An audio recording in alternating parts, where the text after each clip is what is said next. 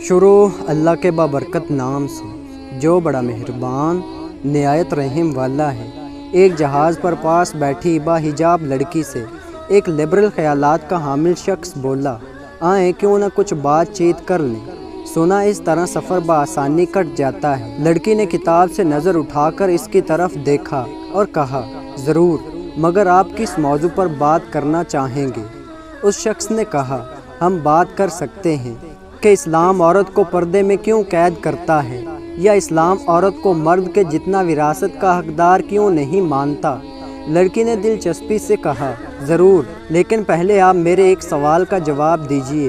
اس شخص نے پوچھا، کیا؟ لڑکی نے کہا، گائے، گھوڑا اور بکری ایک سا چارہ یعنی گھاس کھاتے ہیں، لیکن گائے گوبر کرتی ہے، گھوڑا لید کرتا ہے اور بکری مینگنے کرتی ہے، اس کی وجہ کیا ہے؟ وہ شخص اس سوال سے چکرا گیا اور گھسیا کر بولا، مجھے اس کا پتہ نہیں۔ اس پر لڑکی بولی کہ آپ سمجھتے ہیں کہ آپ خدا کے بنائے قوانین، پردہ، وراثت اور حلال و حرام پر بات کے اہل ہیں، جبکہ خبر آپ کو جانوروں کی غلاظت کی بھی نہیں۔ یہ کہہ کر لڑکی اپنی کتاب کی طرف متوجہ ہو گئی اور مرد گسیانہ ہو کر سونے کی ایکٹنگ کرنے لگا۔